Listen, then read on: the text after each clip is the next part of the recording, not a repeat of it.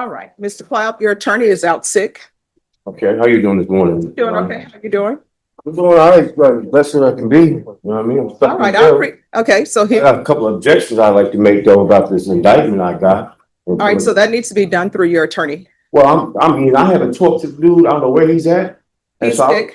he's always sick. He's supposed to see me in the jail on. All right, like- so let me talk to you. Yeah, go ahead. All right, so right now you're coming at me at 100. My suggestion is you put it on 80. Yeah, I'm good. All right, so then that means lowering in your voice. Okay, I'm All sorry. right. I mean, I talk loud. I'm talking too loud or something? Yes, you're talking very loud, and usually people up here and whisper. So, Oh, I'm sorry. I was a Marine. I'm used to talking loud. I want to get my point across. That's all. well, I mean, you don't have to, talk overly loud for me to hear you and get your point across. I'm talking as low as I possibly can. Okay. Right here. All right, so what I'm telling you is your plea deadline date is today. Okay. Your attorney is ill, so your attorney cannot be here. Your attorney's not gonna be here. Stuff going on. Yeah, well- Because I mean, Mhm. really, I have some couple of objections because he hasn't done his job. He ain't come to see me. There's evidence that needs to be brought to light. Some concealment of information that has not been, stolen. When I read the reports, I seen that there was ambiguous natures that was also on the indictment that I was. So I want you to hear me. So time out. This is the thing. I want you to hear me. Yeah, I'm listening. So all of the information that you're giving me right now, that you're saying the indictment is incorrect, it does no good to give you that, for you to give me that information now. You know why? Because your attorney is not here. So what I'm going to do is I'm going to reset this case for the week of July 7th. Your attorney will be here. And if your attorney is not here, then we'll address that issue as well. What date, Ms. Ferguson? All right, July 7th. All right, and this is what the other thing I want to tell you. Yeah, go ahead. I don't know what was happening between you and the deputy, but Well, no. In this courtroom, I require that everyone treat everybody with respect. Yeah, he came at me foul though, so I'm. No. Let me just tell you. Here's the thing. Yeah, go ahead. This is what I've discovered in my time on the planet and my time in working in courts. If you have a judge who is rude and disrespectful to people, Mhm. then you know what ends up happening? Everybody on the staff, everybody in court thinks, oh, the judge is rude to people, so it's okay to be rude to people.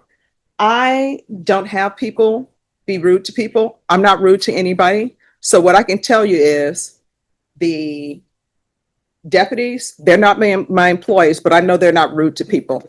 The staff, they're not my employees, but I know they're not rude to people. Okay. The people I'm in charge of hiring is the court coordinator and the court reporter. And guess what? They're not rude to people because I'm not rude to people, and I don't tolerate people to be rude to people. So here's the thing. When you are frustrated over something, that doesn't mean that you take your frustration out over Nope. You don't take your frustration out on other people, because guess what ends up happening?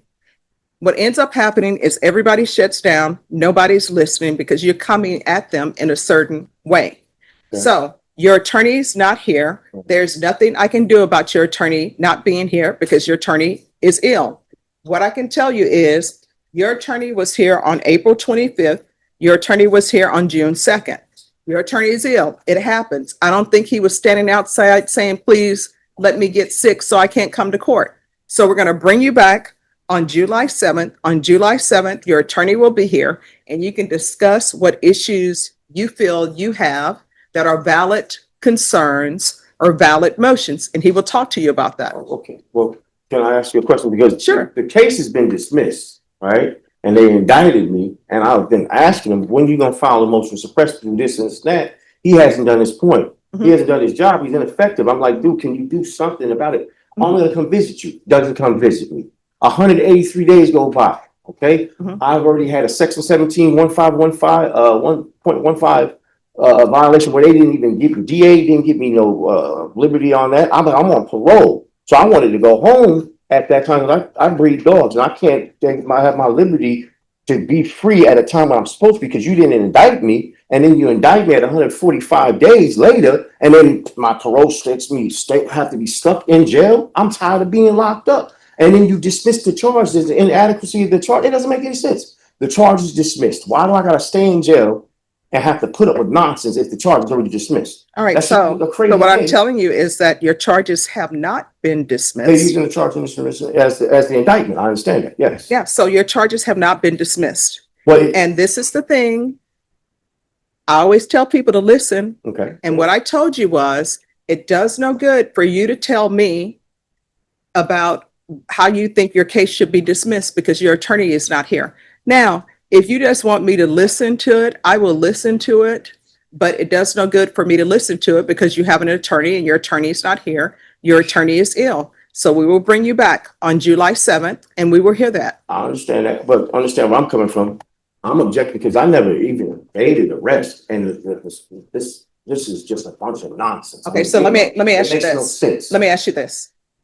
Are you talking to me about your case? The indictment and the case itself, I never evaded arrest at all. Okay, the problem was existing. No. Here's my question. I want you to hear what I'm saying. Are you talking to me about your case?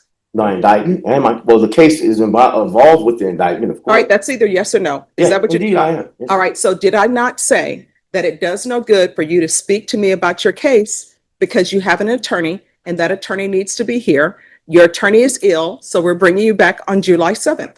All right? All right, don't put your hands. All right, so no. They're going to take you away, okay? I'm getting my stuff. Don't put your hands on me. You need to talk to this dude too. I don't take that from nobody, bro. Don't put your hands on me like that.